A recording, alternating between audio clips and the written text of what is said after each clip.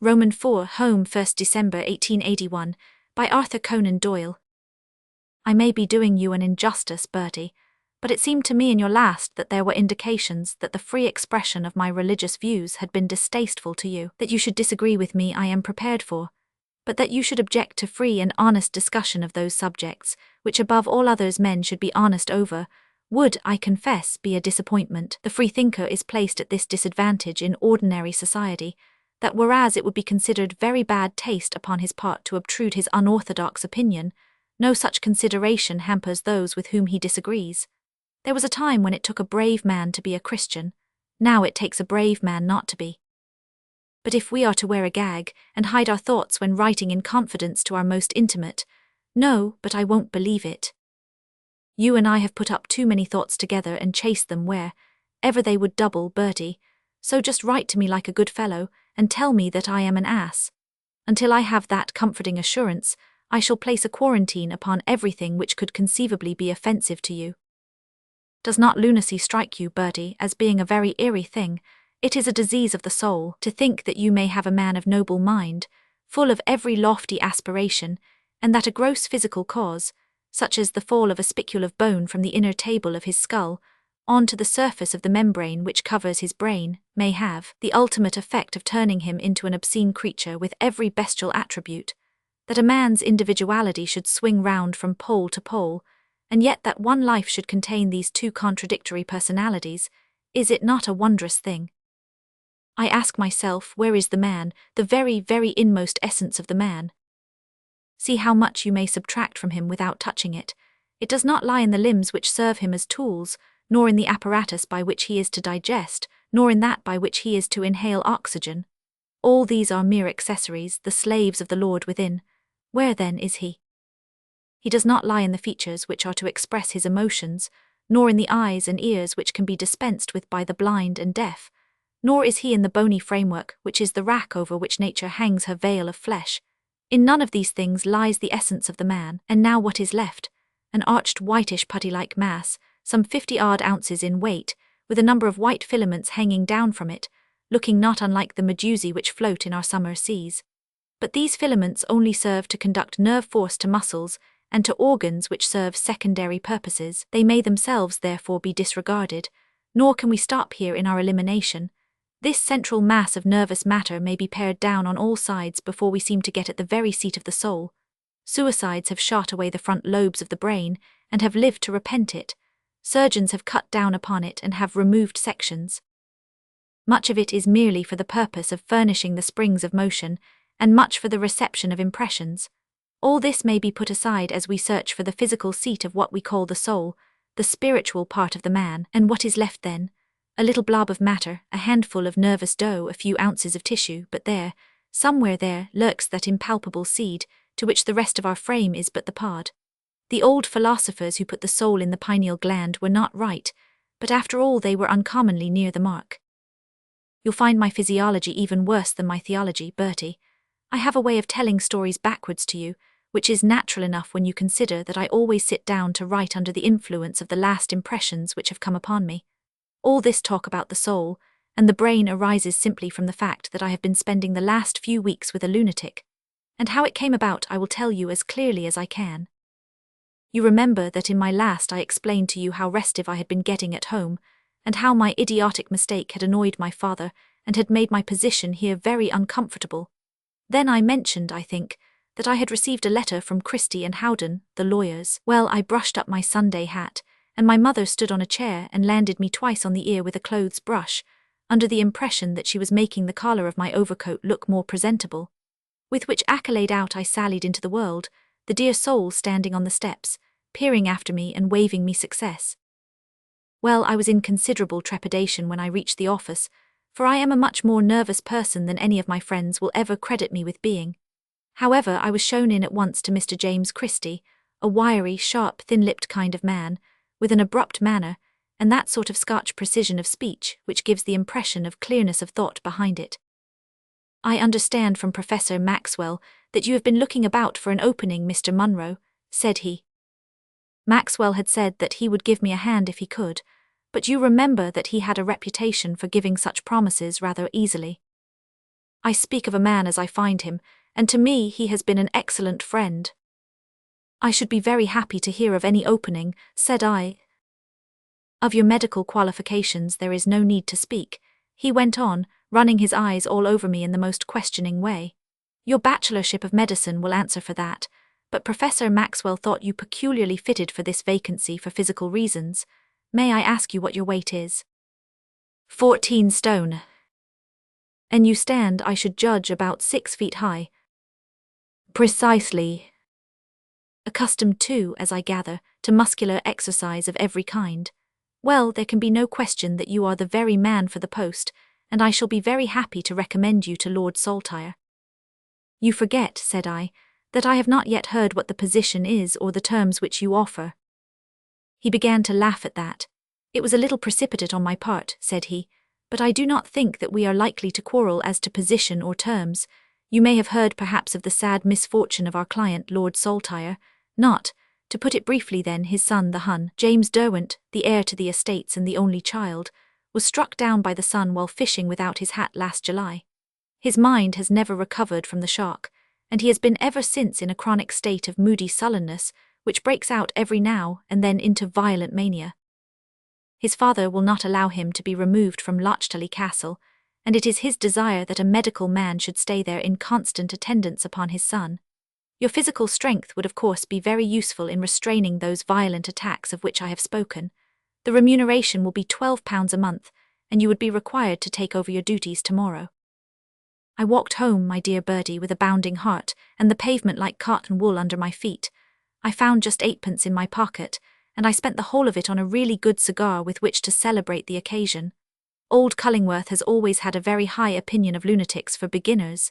Get a lunatic, my boy, get a lunatic, he used to say. Then it was not only the situation but the fine connection that it opened up. I seemed to see exactly what would happen. There would be illness in the family, Lord Saltire himself perhaps, or his wife. There would be no time to send for advice. I would be consulted, I would gain their confidence, and become their family attendant. They would recommend me to their wealthy friends. It was all as clear as possible. I was debating before I reached home whether it would be worth my while to give up a lucrative country practice in order to take the professorship which might be offered me. My father took the news philosophically enough, with some rather sardonic remark about my patient, and me being well qualified to keep each other company. But to my mother it was a flash of joy, followed by a thunderclap of consternation. I had only 3 undershirts. The best of my linen had gone to Belfast to be refronted and recuffed. The nightgowns were not marked yet. There were a dozen of those domestic difficulties of which the mere male never thinks. A dreadful vision of Lady Saltire looking over my things and finding the heel out of one of my socks obsessed my mother. Out we trudged together, and before evening her soul was at rest, and I had mortgaged in advance my first month's salary. She was great as we walked home, upon the grand people into whose service I was to enter. As a matter of fact, my dear, said she, they are in a sense relations of yours. You are very closely allied to the Percys, and the Saltires have Percy blood in them also. They are only a cadet branch, and you are close upon the main line, but still it is not for us to deny the connection. She brought a cold sweat out upon me by suggesting that she should make things easy by writing to Lord Saltire and explaining our respective positions. Several times during the evening I heard her murmur complacently that they were only the cadet branch. Am I not the slowest of storytellers? But you encourage me to it by your sympathetic interest in details. However, I shall move along a little faster now. Next morning I was off to Lochtully, which, as you know, is in the north of Perthshire. It stands 3 miles from the station, a great grey pinnacled house, with 2 towers cocking out above the fir woods, like a hare's ears from a tussock of grass. As we drove up to the door I felt pretty solemn, not at all as the main line should do when it condescends to visit the cadet branch. Into the hall as I entered came a grave, learned-looking man, with whom in my nervousness I was about to shake hands cordially. Fortunately he forestalled the impending embrace by explaining that he was the butler. He showed me into a small study, where everything stank of varnish and morocco leather, there to await the great man. He proved when he came to be a much less formidable figure than his retainer. Indeed, I felt thoroughly at my ease with him from the moment he opened his mouth.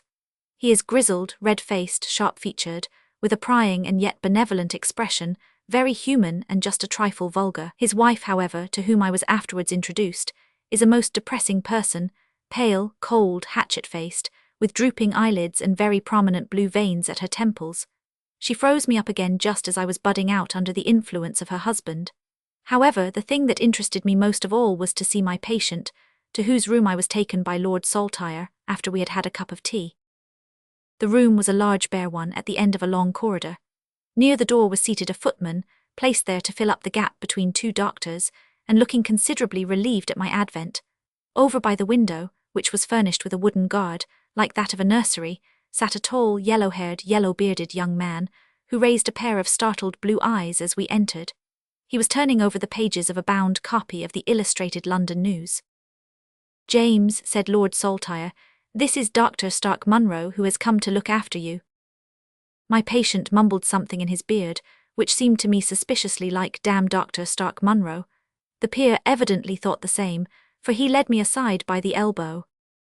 "I don't know whether you have been told that James is a little rough in his ways at present," said he. "His whole nature has deteriorated very much since this calamity came upon him. You must not be offended by anything he may say or do." "Not in the least," said I. "There is a taint of this sort upon my wife's side," I whispered the little lord. "Her uncle's symptoms were identical.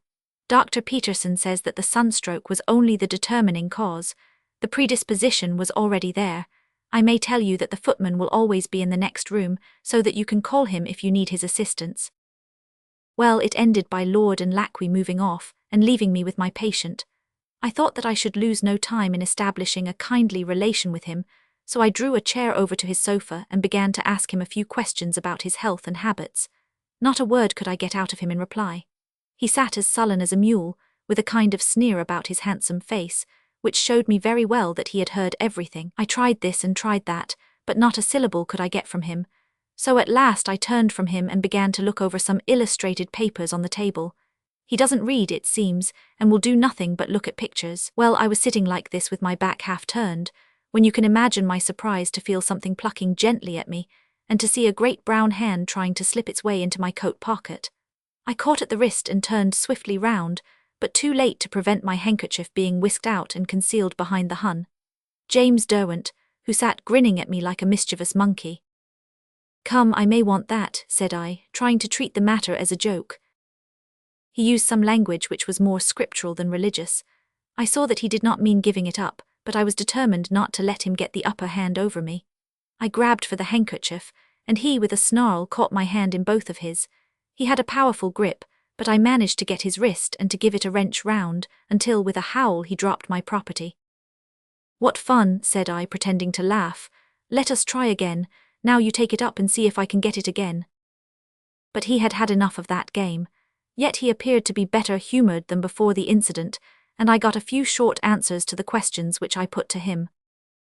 And here comes in the text which started me preaching about lunacy at the beginning of this letter. What a marvellous thing it is. This man, from all I can learn of him, has suddenly swung clean over from one extreme of character to the other. Every plus has in an instant become a minus. He's another man, but in the same case. I am told that he used to be, only a few months ago, mind you, most fastidious in dress and speech.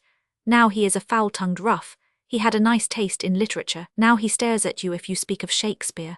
Queerest of all, he used to be a very high and dry Tory in his opinions. He is fond now of airing the most democratic views, and in a needlessly offensive way. When I did get on terms with him at last, I found that there was nothing on which he could be drawn on to talk so soon as on politics.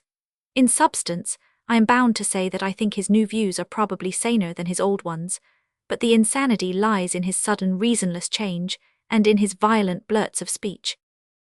It was some weeks, however, before I gained his confidence so far as to be able to hold a real conversation with him. For a long time he was very sullen and suspicious, resenting the constant watch which I kept upon him. This could not be relaxed, for he was full of the most apish tricks. One day he got hold of my tobacco pouch and stuffed 2 ounces of my tobacco into the long barrel of an Eastern gun which hangs on the wall. He jammed it all down with the ramrod, and I was never able to get it up again. Another time he threw an earthenware spittoon through the window, and would have sent the clock after it had I not prevented him. Every day I took him for a 2 hours constitutional, save when it rained, and then we walked religiously for the same space up and down the room. Heh, but it was a deadly, dreary kind of life. I was supposed to have my eye upon him all day, with a 2-hour interval every afternoon and an evening to myself upon Fridays. But then, what was the use of an evening to myself when there was no town near, and I had no friends whom I could visit? I did a fair amount of reading, for Lord Saltire let me have the run of his library. Gibbon gave me a couple of enchanting weeks. You know the effect that he produces. You seem to be serenely floating upon a cloud, and looking down on all these pygmy armies and navies, with a wise mentor ever at your side to whisper to you the inner meaning of all that majestic panorama. Now and again, young Derwent introduced some excitement into my dull life. On one occasion when we were walking in the grounds, he suddenly snatched up a spade from a grass plot and rushed at an inoffensive under-gardener. The man ran screaming for his life, with my patient cursing at his very heels, and me within a few paces of him. When I at last laid my hand on his collar, he threw down his weapon and burst into shrieks of laughter. It was only mischief and not ferocity, but when that under-gardener saw us coming after that, he was off with a face like a cream cheese. At night the attendant slept in a camp bed at the foot of the patient S, and my room was next door, so that I could be called if necessary. No, it was not a very exhilarating life. We used to go down to family meals when there were no visitors, and there we made a curious quartet. Jimmy, as he wished me to call him, glum and silent, I with the tail of my eye always twisted round to him, Lady Saltire with her condescending eyelids and her blue veins, and the good-natured peer, fussy and genial, but always rather subdued in the presence of his wife. She looked as if a glass of good wine would do her good, and he as if he would be the better for abstinence. And so, in accordance with the usual lopsidedness of life, he drank freely, and she took nothing but lime juice and water. You cannot imagine a more ignorant, intolerant, narrow-minded woman than she. If she had only been content to be silent and hidden that small brain of hers, it would not have mattered. But there was no end to her bitter and exasperating clacking. What was she after all but a thin pipe for conveying disease from one generation to another? She was bounded by insanity upon the north and upon the south. I resolutely set myself to avoid all argument with her, but she knew, with her woman's instinct, that we were as far apart as the poles, and took a pleasure in waving the red flag before me. One day she was waxing eloquent as to the crime of a minister of an Episcopal church performing any service in a Presbyterian chapel. Some neighbouring minister had done it, it seems, and if he had been marked down in a pot house, she could not have spoken with greater loathing.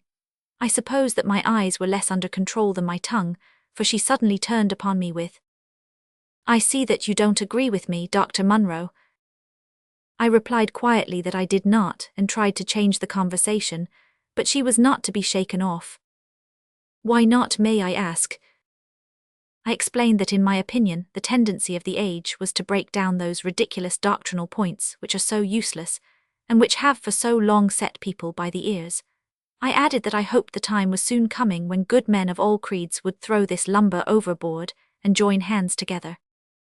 She half rose, almost speechless with indignation.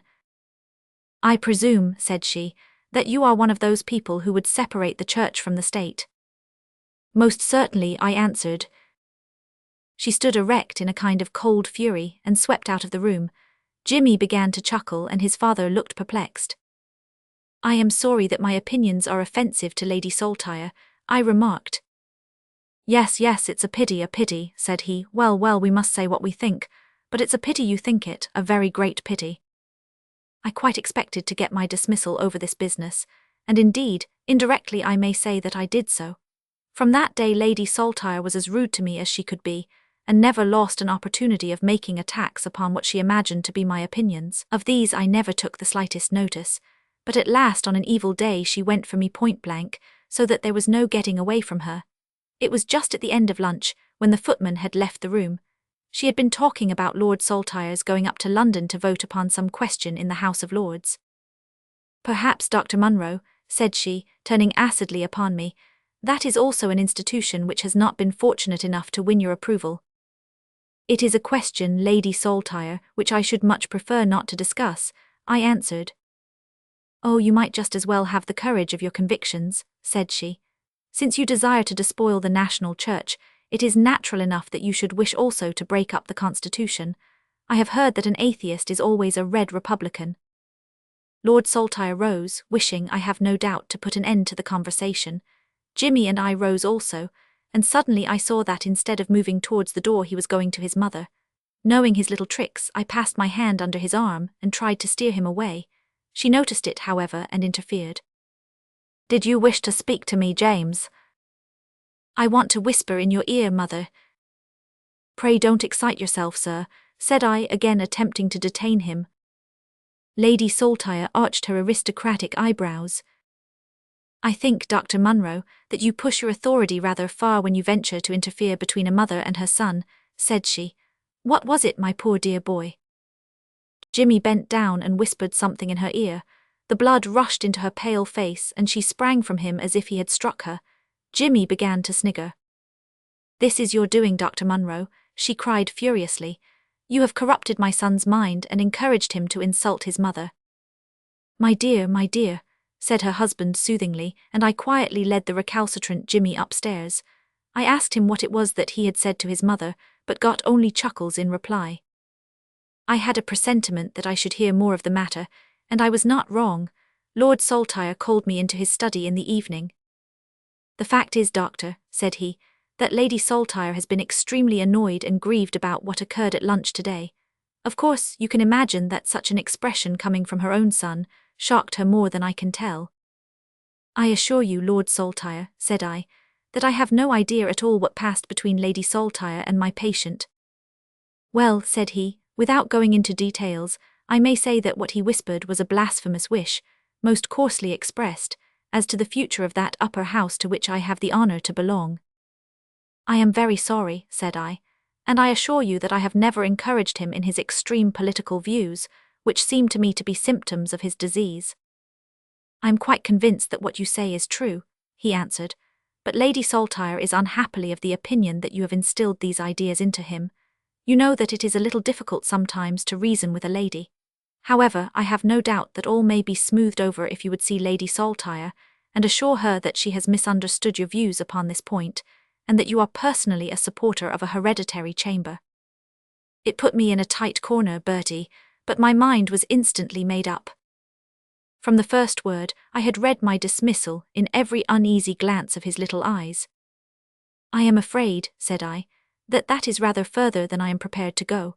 I think that since there has been for some weeks a certain friction between Lady Saltire and myself, it would perhaps be as well that I should resign the post which I hold in your household.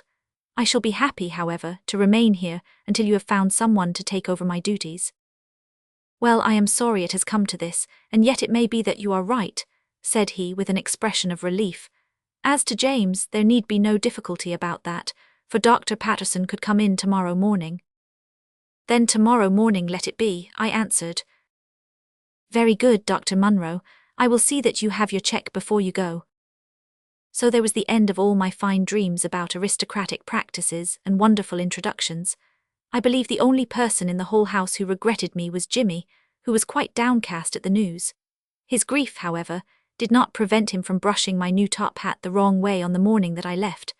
I did not notice it until I reached the station, and a most undignified object I must have looked when I took my departure. So ends the history of a failure.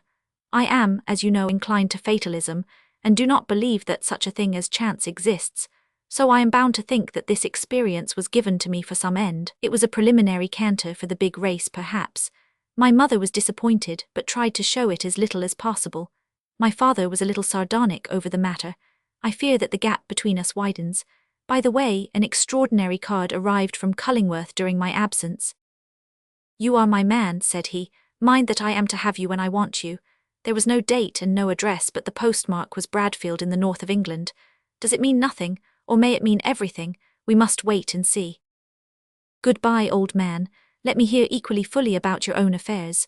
How did the Rattray business go off?"